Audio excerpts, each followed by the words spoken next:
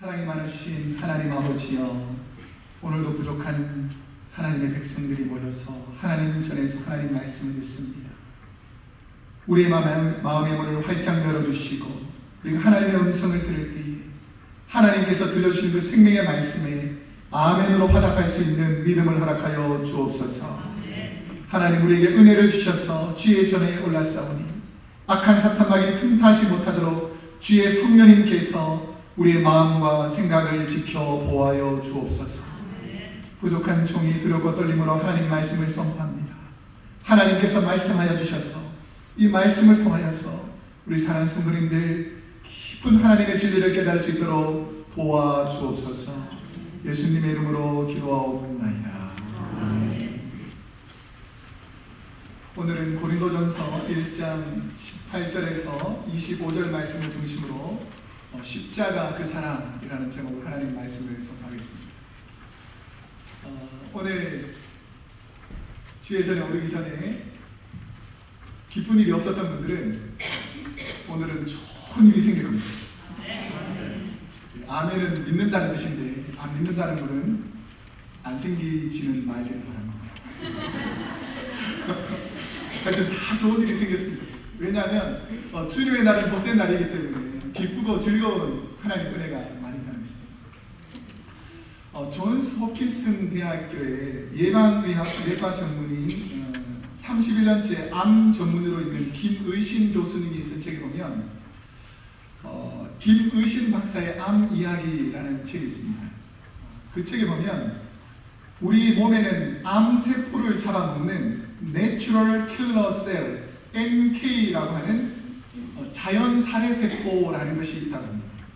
그러니까 NK 세포라는 것, 암을 잡아먹는 이 NK 세포가 많으면 많을수록 건강하게 오래 사는 것이고, 이 NK 세포 지수가 떨어지게 되면 면역이 떨어지고 암이나 여러 가지 질병으로 고통당할 수 있다고 합니다.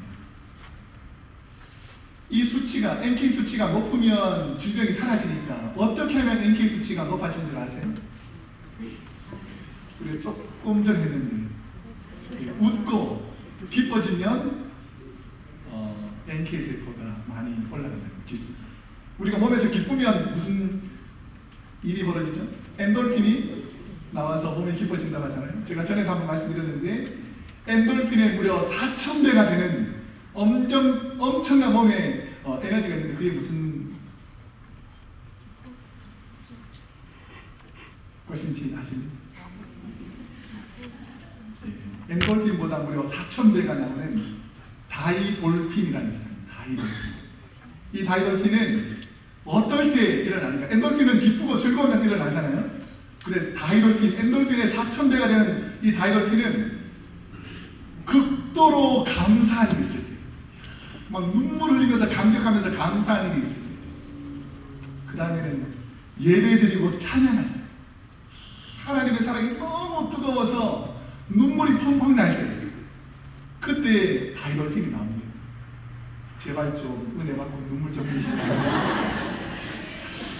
건강해지는 거예요. 우리가 교회 와서 예배드리고 찬양하고 하나님께 영광 돌리면 하나님께서 우리 몸을 건강하게 만들어 주신다는 것입니다.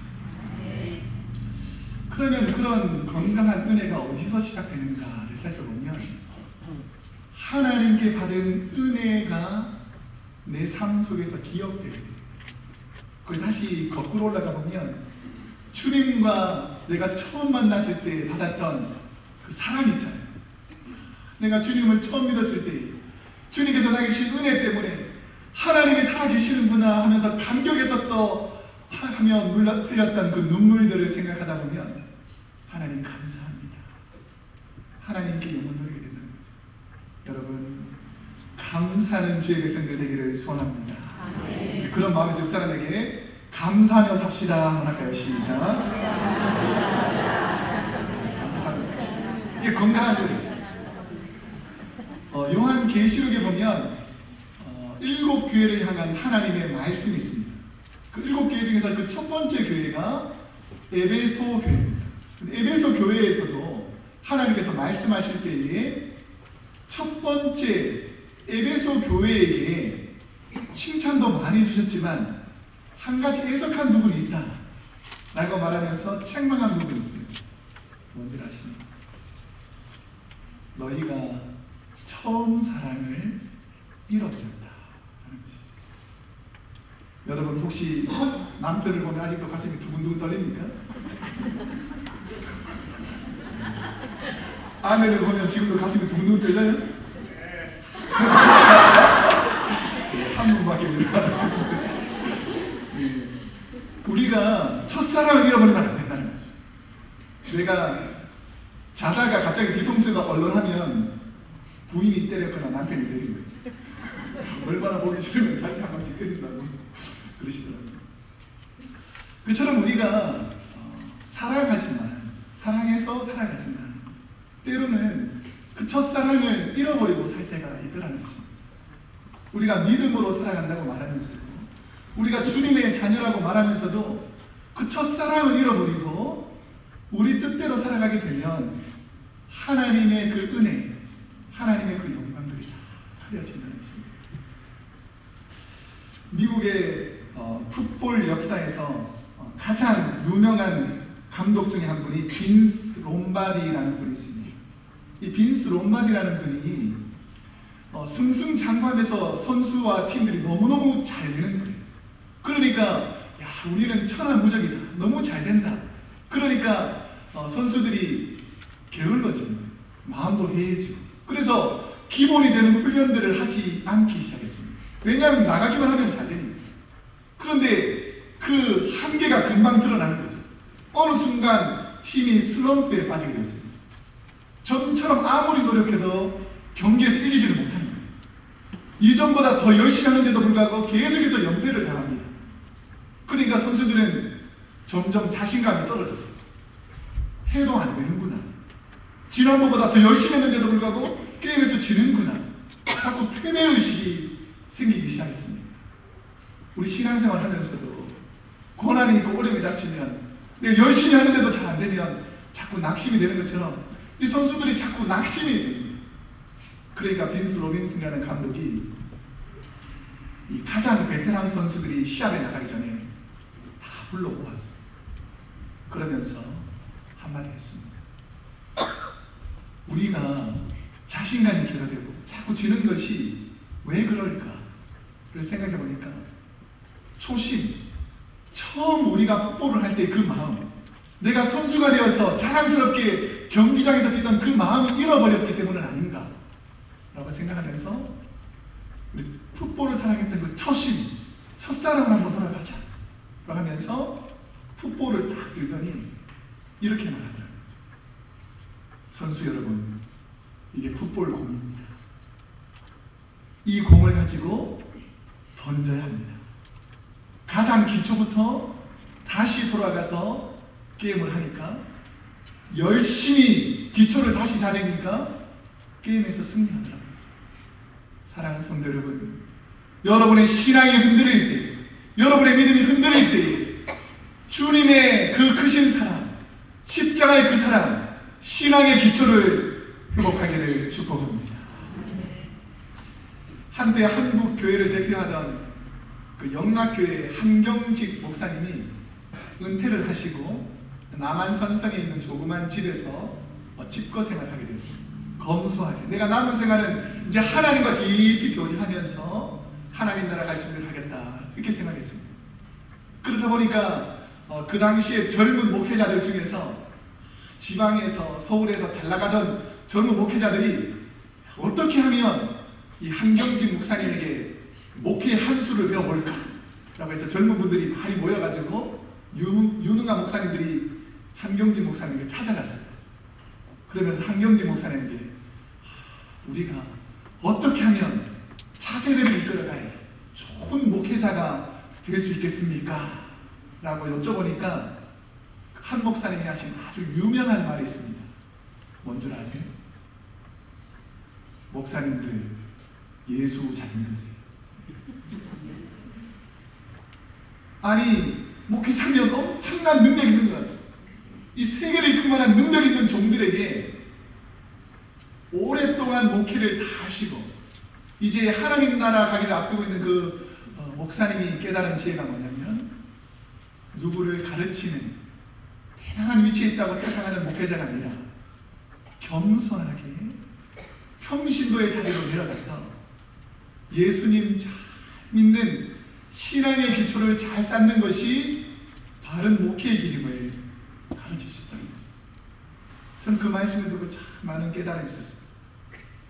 사랑하는 성도 여러분, 우리 크로스웨이 교회 여러분의 삶에 지금 가장 필요한 것이 무엇일까요? 화려한 세상의 문화를 쫓아가는 이 세대 가운데 우리 교회가 해야 될 일이 무엇일까요? 주님의 십자가의 은혜를 다시금 회복하는 귀한 교회 되기를 축복합니다. 그러면 이렇게 십자가의 사랑이 대단하고 십자가의 은혜가 큼에도 불구하고 왜 대부분의 사람들이 십자가의 은혜를 받아들이지 못할까요? 이렇게 좋은 십자가의 은혜인데도 불구하고 하나님의 그 높은 위대한 은혜인데도 불구하고 왜 하나님의 그 놀라운 지혜를 인간들이 받아들이지 못할까요?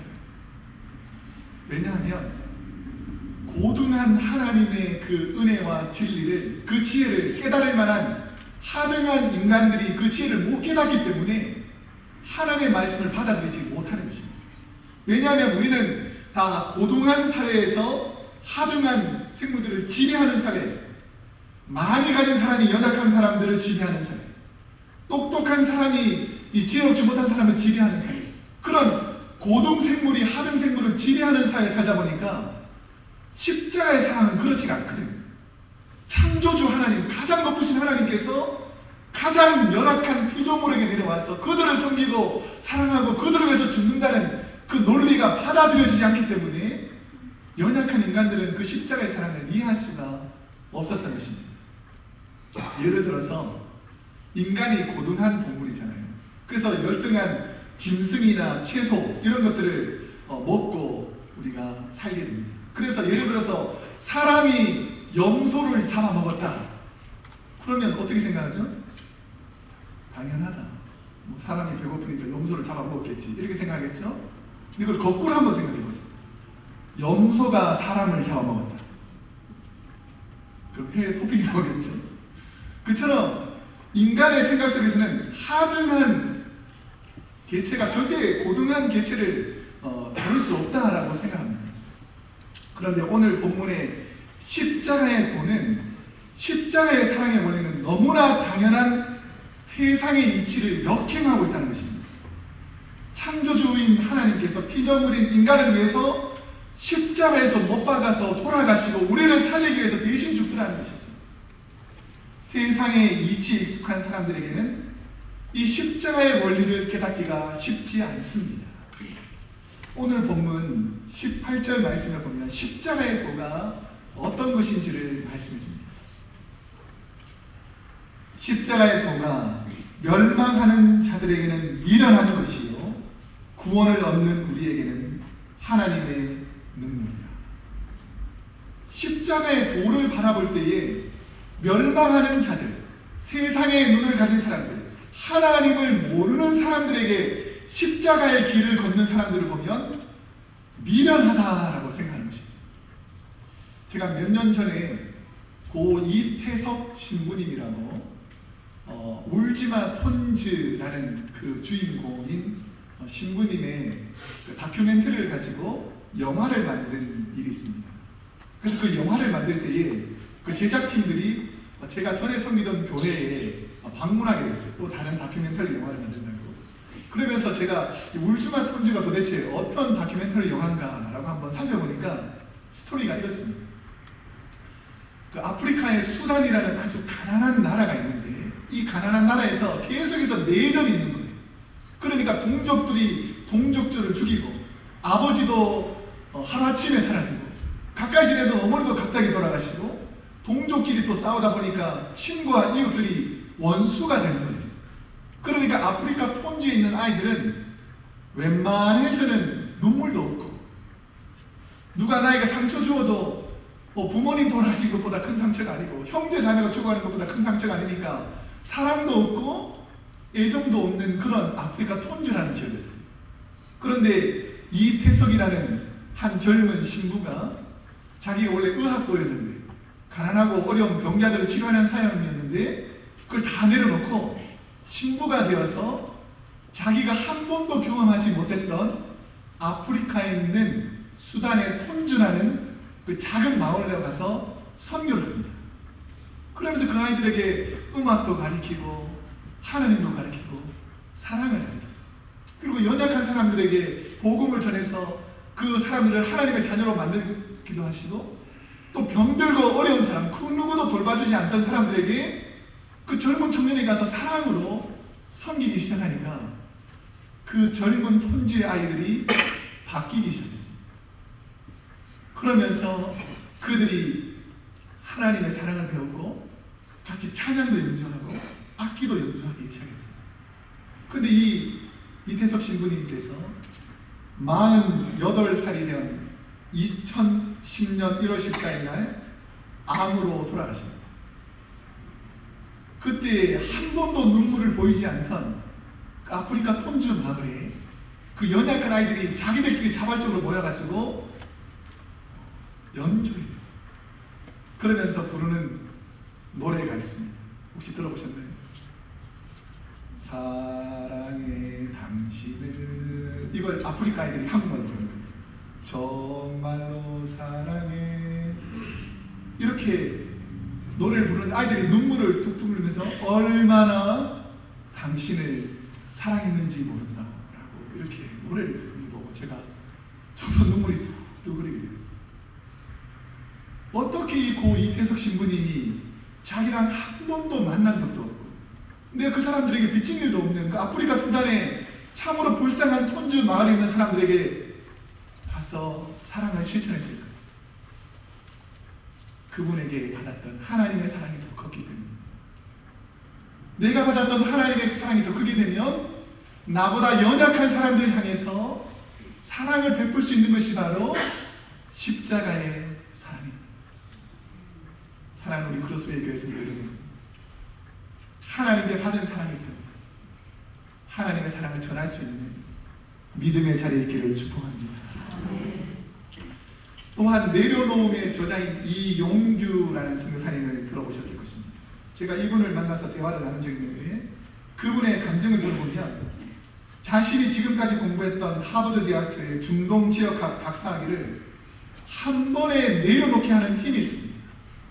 그것을 무엇이라고 고백하냐면, 나는 십자가의 사랑을, 하나님의 은혜를 깨닫게 되니까, 내가 무엇을 해야 될지 깨닫게 되니까, 내가 과거에 가지고 있던 모든 자랑거리를 내려놓게 되었다는 것입니다. 그리고 9년 동안 몽골에 가서 최선을 다해서 섬깁니다. 그러면서 가장 선교가 활성할 때에 갑자기 그 사역지를 내려놓고 더 열악한 사역지로 가게 됩니다. 그 힘이 어디서 생겼을까? 저는 그분과 대화하면서 느꼈던 것은 십자가의 사랑, 하나님의 은혜를 경험한 사람들은 하나님 뜻대로 살아가게 된다는 것입니다. 내 생각과 내 지혜로 살아가는 것이 아니라 어떻게 하면 하나님의 은혜를 갚을까, 그 사랑에 감격해서 살아가야 된다는 것입니다. 오늘 본문처럼 십자가의 도를 모르는 사람들에게, 하나님을 모르는 멸망하는 자들에게 고 이태석 신부님이나 이용규 선교사님은 어리석은 사람이요 미련한 사람으로 느껴질지 모르겠습니다. 하지만 숭배의 피를 흘린 믿음의 선배들이 조롱을 당하면서도, 핍박을 당하면서도, 멸시와 천대를 받으면서도 왜 십자가의 길을 걸어갔겠습니까?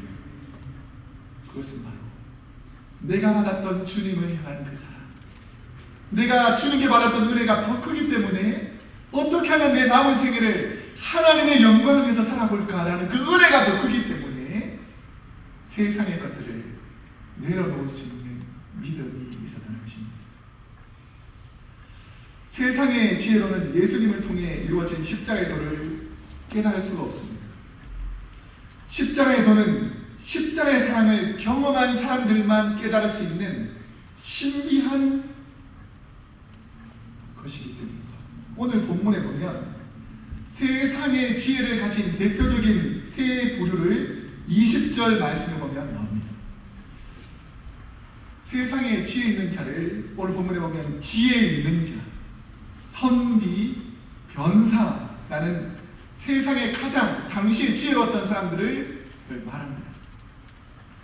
본문에 지혜 있는 자란 그 당시에 가장 학문적으로 앞서간 헬라파 철학자들을 말합니다. 22절에 보면 헬라인이라고 하는 그 내용들이 같은 내용입니다. 그리고 선비라는 헬라어는 그람마투스라는 단어인데, 이 선비라는 단어는 서기관이라는 뜻도 있고 율법에 능통한 자라는 뜻도 있습니다. 그렇고 보니까 우리 교회도 선비가 계십니다. 그런 선비는 아니시고요. 하나님의 말씀을 아주 능통하게 잘 깨달았던 사람이 그때 당시에 선비를 했습니다. 그리고 변사라는 것은 시에트테스라는 단어인데, 인간적인 이성으로 모든 문제를 해결하려는 철저히 인본주의적인 사고를 가지고 있던 사람들을 변사라고 불렀습니다. 십자가의 사랑의 문제는 인간이 아무리 지혜를 많이 가지고 있다고 해도 해석이 잘 되지 않고, 율법적으로 하나님의 사랑을 해석할 때는 그 사랑이 이해가 되지 않고, 인간적인 논리와 지혜를 통해서 십자가의 사랑을 이해하려고 아무리 노력해도 어떻게 하나님이 십자가에 못 박혀 돌아가실 수 있는가를 인간의 지혜로는 도저히 알 수가 없다는 것입니다. 그런데 높은 차원의 십자가의 도를 잘못 이해한 인간은 십자가의 도를 하등한 것으로 평가절하해서 해석하는 경우가 상당히 많습니다. 우리의 짧은 지혜와 지식이 마치 하나님을 다 아는 것처럼 잘못된 해석을 가지고 하나님의 지혜를 아주 폄하하는 경우가 많이 있습니다. 제가 한번 말씀드릴 테니까 한번 잘 들어보세요. 여러분들은 어떻게 성경을 바라보고 신앙생활을 하는지.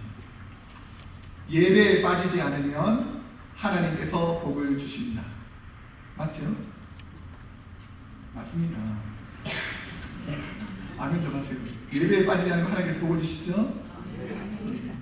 안 하는 사람보다는 하는 게 더 좋다는 거예요.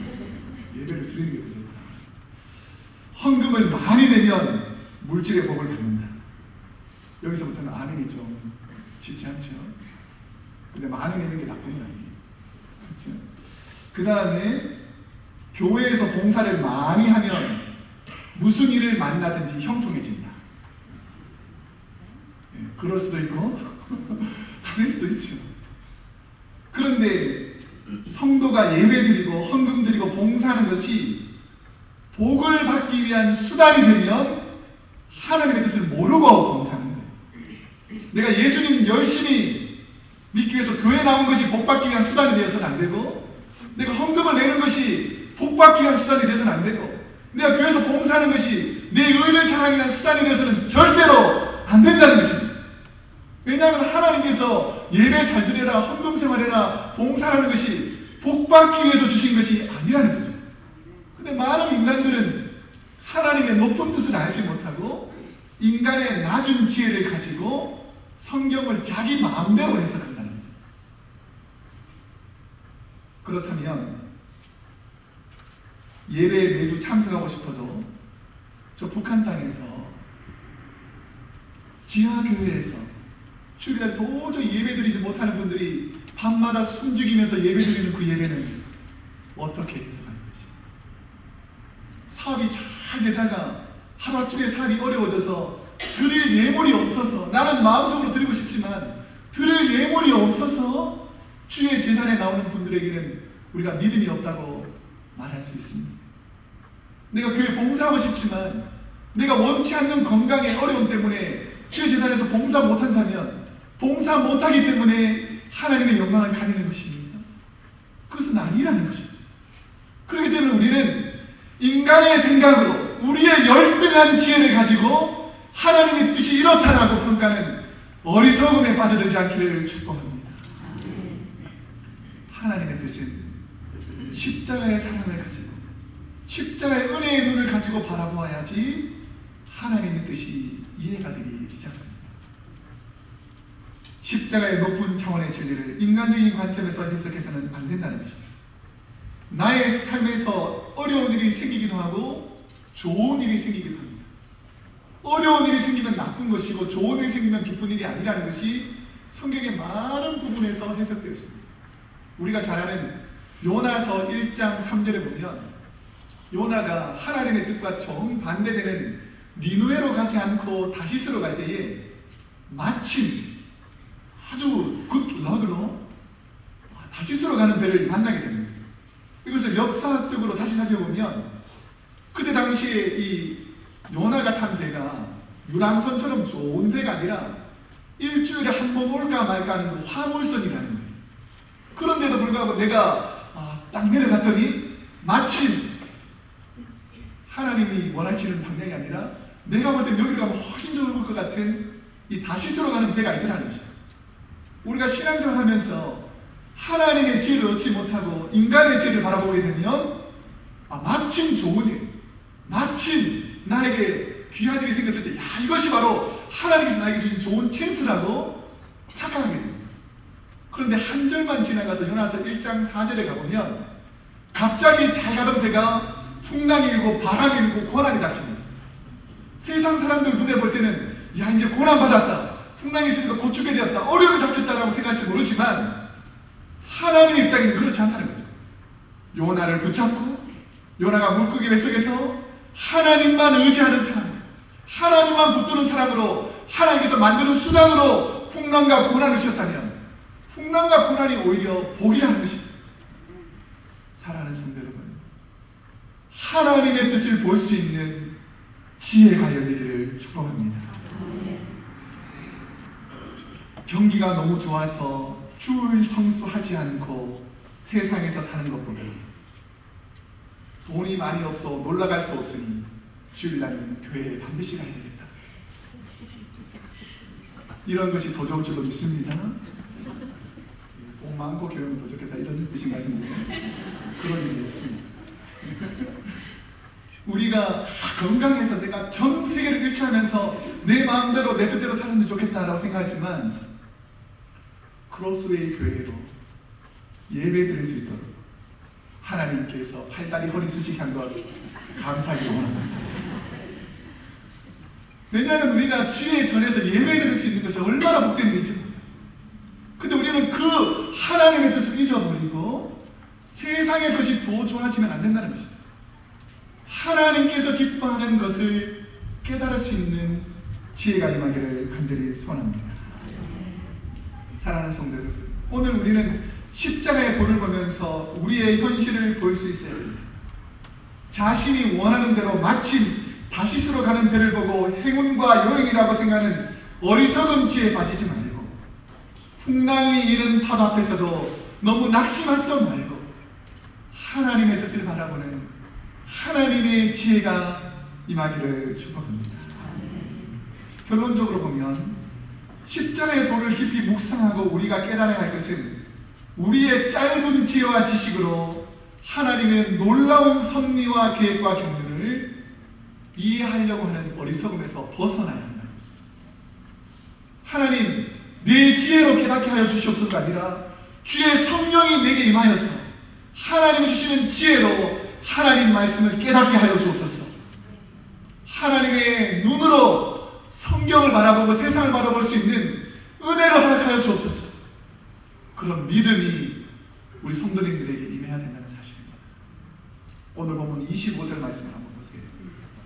왜 우리가 하나님의 지혜를 바라보고 있는가? 하나님의 미련함이 그 단어 뭐라고 했습니까? 사람의 지혜보다 지혜롭다. 하나님의 미련한 것이 사람보다 지혜 있고 하나님의 약한 것이 사람보다 강하다라고 성경은 말씀하고 있습니다. 저는 이 말씀을 깊이 묵상해 봤습니다. 예수님 당시에 어리석은 인간들이 교만하여서 십자가에 달린 하나님의 지혜를 어리석은 것으로 일축해 버렸습니다. 도리어 십자가에서 부활하신 예수님을 통해서 십자가의 사건은 죽은 자를 살리는 하나님의 능력으로 나타나더라는 것입니다. 저와 여러분을 살리신 그 십자가의 사건, 비록 인간의 눈으로 보면 십자가라는 가장 고난의 형틀에 우리 주님께서 돌아가셨을지 모르지만 하나님의 뜻은 십자가의 고난으로 끝나는 것이 아니라 3일 후에 부활하셔서 온 인류를 구원한 구원자의 놀라운 능력을 보여주신 하나님의 구원의 능력이 있음을 깨달아야 한다는 것입니다. 우리가 미국에 살면서 제가 가장 쇼킹한 스토리 중에 하나가 뭐였냐면 2001년도에 9월 11일 날 미국에 아주 대단한 일이 있었어요. 9.11 테러라는 사건이 있었어요. 그때 당시에 얼마나 많은 사람들이 두려움과 공포에 떨게 되었고 무려 2,753명이 항공기 부대 자살 폭발 테러 사건 때문에 죽게 되었습니다. 절대로 무너지지 않을 것 같은 그 쌍둥이 빌딩이 세계무역센터가 하루아침에 무너져 버리더라는 것입니다. 그러니까 오사마 빈 라덴과 테러를 일으킨 사람들은 야, 우리가 이겼다. 봐라. 우리가 대단한 사람이다라고 착각하면서 살았을지 모릅니다. 그런데 미국도 정말 대단한 나라 아닙니까? 그래서 테러리스트를 색출해낸 다음에 오사마 빈 라덴을 찾아가가지고 죽인 다음에 도대체 어떻게 할까 아주 궁금했는데 바다 한가운데다가 그냥 죽여버리는 그런 일들을 보게 됩니다. 저는 이런 스토리를 보면서 참 인간이 지혜로운 것 같으면서도 참 어리석다. 원수 맺고 보복하고 죽이고 악으로 악을 갚는 이런 일들은 결국은 피차 멸망한다는 성경의 진리를 알지 못하고 전쟁과 복수와 아픔으로 살아가는 시대에 살고 있다는 것입니다. 한국의 최고 재벌 가문 중에 한 가문을 말하면 삼성 가문을 말합니다. 삼성가를 일으킨 한국의 가장 대표적인 부자였던 사람이 고 이병철 회장이었습니다. 이분이 마지막 죽기 전에 구원에 관한 문제가 궁금해서 자기가 궁금했던 내용들을 쭉 적어가지고 신앙의 대단한, 그때 당시 아주 대단한 분에게 요청을 합니다. 그런데 물어보아도 대답이 없고 죽음 이후의 사회 생활에 대해서 깨달을 능력이 없기 때문에 이 세상에서는 아무리 부자여도 자기가 가진 것을 다 가지고 떵떵거리며 살았지만 결국 이분은 지옥불에 떨어지고 만 것입니다. 십자가의 도가 왜 그렇게 중요하냐면 우리의 남은 세계 전부보다 더 중요한 죽음 이후의 영원한 생활이 이 십자가의 도에 달려있기 때문에 여러분이 십자가를 의지하지 아니하고 예수 그리스도를 믿지 아니하고는 절대로 천국에 갈 수 없기 때문에 이 십자가의 사랑을 놓치지 않기를 간절히 소원합니다. 오늘날 교회의 문제가 무엇인가? 좋은 얘기, 바른 얘기, 옳은 얘기를 가르치지만 십자가의 도, 하나님의 구원 계획을 가르치고 있지 않다는 것이 아주 심각한 문제로 되어가고 있습니다. 여러분, 주님의 사랑을 잊어버리지 않기를 간절히 소원합니다. 주님께서 내게 베풀어 주셨던 그 구원의 은혜를 잊어버리지 않기를 간절히 소원합니다. 십자가의 사랑은 연약한 자를 향한 희생의 사랑인데 제가 유대인들을 학살하던 시대에 유대인들을 구원한 한 사업가인 신들러 리스트의 그 실화를 바탕으로 한 그 신들러 리스트라는 그 영화를 아마 많은 분들이 보셨을 거예요. 그 영화에 보면 그 스토리가 신들러라는 독일계 사업가가 그때 당시에 나치가 유대인들을 대학살합니다. 근데 그 대학살하는 이 나치의 세력에서 유대인들을 보호하기 위해서 자기 공장에 고용하는 일꾼을 고용하는데 처음에 유태인 한 분을 고용했는데 너무 일을 잘하는 거예요. 근데 그 사정을 알아보니까 유태인들이 너무 억울하고 힘든 상황에 이르게 됐어요. 그래서 이 독일인 신들러가 이 유태인들을 구하기 위해서 처음에는 일을 시키려고 일꾼을 채용했는데 왜냐하면 일꾼으로 채용되면 죽음을 면하게 됩니다. 그런데 이 열악한 사람, 이 허리 아픈 사람, 팔다리 아픈 사람, 연세 드신 분들 이런 분들은 일할 수가 없는데도 불구하고 신들러가 리스트를 만드는 거예요. 이분은 우리 회사에 필요합니다. 그래서 신들러 리스트에 들어가게 되면 이 사람은 공장에 들어가서 살게 되는 거예요. 가스실에 들어가서 죽는 고난 속에 두려움을 겪지 하게 됩니다. 그러면서 많은 유대인들이 이 신들러 공장에 들어가서 2차 대전이 끝날 무렵까지 살게 됩니다. 근데 2차 대전이 끝나게 되면서 이제 독일이 패망하니까 신들러가 다시 자기 고향으로 도망가야 했습니다. 그때 마지막 그 영화 장면에 보면 신들러가 이렇게 말해요. 이제 당신들과 헤어져야 되겠습니다 하면서 헤어지는 그 순간에 유대인들이 많이 몰려와서 할아버지, 할머니, 이 신체적으로 불편한 분들이 다 와서 당신 때문에 우리가 살았습니다. 당신 때문에 우리가 이렇게 생명을 구원할 수 있었습니다 라고 말하면서 신들러에게 감사를 표해요. 그럴 때 신들러가 어떻게 하냐면 눈물을 펑펑 흘리면서 이렇게 말합니다. 자신의 타고 왔던 차를 보면서 내가 이 차를 팔아서 당신 형제를 살렸으면 내가 유대인 20명 정도는 더 살릴 수 있습니다. 그리고 이 반지를 보면서 내가 이 반지를 뽑아서 팔아서 내가 일꾼을 청했으면 내가 유대인 2명을 더 살릴 수 있습니다. 내가 너무 죄송합니다. 내가 우리 독일의 잘못을 회개합니다라고 신들러가 회개하는 그 순간에 가까이 있던 유대인 한 분이 그의 어깨를 두드리면서 이렇게 말해주시는 것이죠. 아닙니다. 당신은 최선을 다하였습니다 라고 말했다는 것이죠. 저는 우리 모든 성도님들이 언젠가는 하나님 나라에 갈 거라고 생각합니다. 그 순간에 우리가 주님 앞에서 어떤 말을 듣기를 원하십니까? 저는 이 말씀을 준비하면서 이렇게 한번 생각해봤어요. 찬우야, 너가 최선을 다했으니 괜찮다. 여러분, 이 땅에 살아가는 날 동안 십자가의 은혜를 잊지 마시오. 하나님의 사랑을 마음껏 전해서 우리 주님께서 크로스웨이 교회에 있는 성도들아, 너희가 수고했다. 최선을 다했으니 괜찮다. 이런 주님의 은혜를 누리는 복된 성도님들 되기를 축복합니다. 사랑받으가 풍성하신 하나님, 우리가 십자가의 사랑을 생각하며 하나님의 은혜를 생각하며 우리는 도저히 연약하여서 살아갈 수 없는 부족한 인간임에도 불구하고 우리를 구원하여 주시고 십자가에서 그 고난과 멸시와 그 어려운 고통 가운데서도 우리를 살리고자 눈물을 흘리신 그 주님의 그 십자가의 사랑을 기억합니다. 벌레만도 못하는 우리, 죄로 죽어야 되는 우리, 십자가 앞에서 도저히 주님의 사랑을 받을 수 없는 우리를, 연약한 우리를 살리고자 하나님 하나밖에 없는 아들을 보내주시고 우리를 구원하여 주시오니 참으로 감사합니다. 우리가 십자가의 그 하나님의 그 크신 사랑, 주님의 그 은혜를 잊지 않게 해 주시옵시고 날마다 주님과 보면 믿음의 자녀의 삶을 살게 하여 주시옵소서.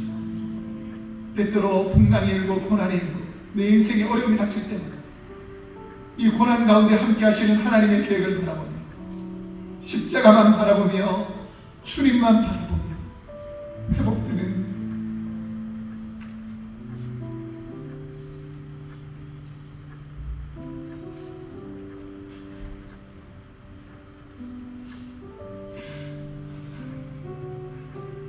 하나님, 우리 교회를 회복하여 주시옵소서.